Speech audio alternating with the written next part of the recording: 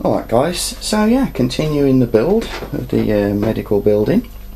As you can see now, I have cut all of the windows out. That took some time. Made a couple of little mistakes here and there, but I've tidied it up okay, so no problems there. As you can see over here now, I've got two pieces joined together, and how I've done that is I just went to the local DIY store, bought some strip wood. I'd say it was less than, I don't know, less than a centimetre square anyway. Just glued it into the corner there, matching those two ends up nicely, and there you go, the first section. Now, just to give you a bit of explanation, with the wood strip, you need to make sure that you do actually leave a small lip. That is just the thickness of the next piece of plastic card, because the next piece of plastic card sheet obviously will be stuck to this side, will butt up just nicely there and get a lovely edge, lovely square, you know, sharp edge. So yeah, there it is. Now before I actually stick that to this piece here, I do have the rear bay door to consider. Now I had an old door off another type of building, which I'll show you later on, which I thought would look good for external detail. Obviously I'm not just going to leave it like that, but I do need to represent it on this side as well, because it's not going to be a door that I have permanently open, it'll be a fixed thing in the game. So what I'm going to do now is decorate this area up just a bit. It doesn't have to be anything too majorly fancy, and stick it on. What I'll do is I'll just use various cut-offs. Incidentally, always make sure you save all your pieces of cut-offs, because they're going to be used.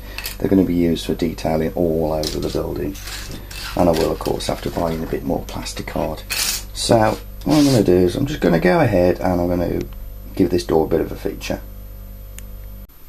Okay, so yeah, what I've done is I've just put a very simple frame using plastic card, and I think it was, I can't find the exact packet, but it was from a company called Evergreen Scale Models.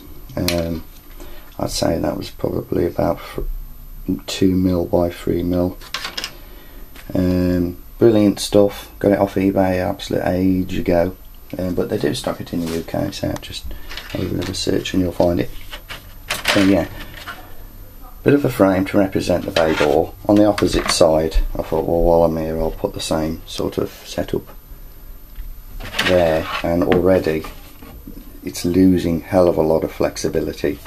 So you'll see, even though I have used only a millimetre thick plastic card, this thing is going to be quite rigid when it's done. Now the next stage will be I'm going to attach it to here, but before I do that, to make life easier for myself, as you can see these two parts here that I previously did, I'm going to put a ground floor on, because that way I'll glue this onto position and I'll have a nice sort of like data measurement, nice rigid part to line it all up perfectly. So what I'm going to do is I'm going to quickly go and glue this, and we'll see. Okay, so that's worked out quite well. What I've done, I've glued this panel and this panel to the floor, only lightly tacked, and this panel as well, which is the one I was just showing you. And now it's a lot more easier to work with. It's not flexing, as you can see, but you notice the back wall isn't flexing. I mean, down here now what I've done is I've glued a strip of 2x4mm. It's almost like a skirting board running along that edge, which is giving this now a good solid bind to the floor. And of course also, let's turn it around guys, there we go, a nice thick edge there too, which makes the actual leading step look a bit more real. Windows, I'm not going to be touching them just yet, that's one of the final details, but all of those will be made to look thicker. So what I'm going to go ahead and do now, I've already pre-cut my two next wooden strips. I'm going to glue them on both surfaces here and there, but I'm not going to actually glue the front facing, because don't forget this is going to be the removable face. So I think what I need to do then, once those 2 wooden strips are in, I'm going to put some more beading down the edges to secure them in place and also finish off the floor neatly, and we'll take another look. So yeah, I've done a fair bit. Like I say, I've stuck the 2 side struts here and here, and then what I decided to do is to do one across there, because obviously this part was flexing quite a lot, and then I followed it all around, basically a box frame. And you know what, this thing is a proper box now. It's really coming together nicely. It has highlighted a couple of problems though. Mainly the removable floor idea. I don't think I'm going to do it on this model.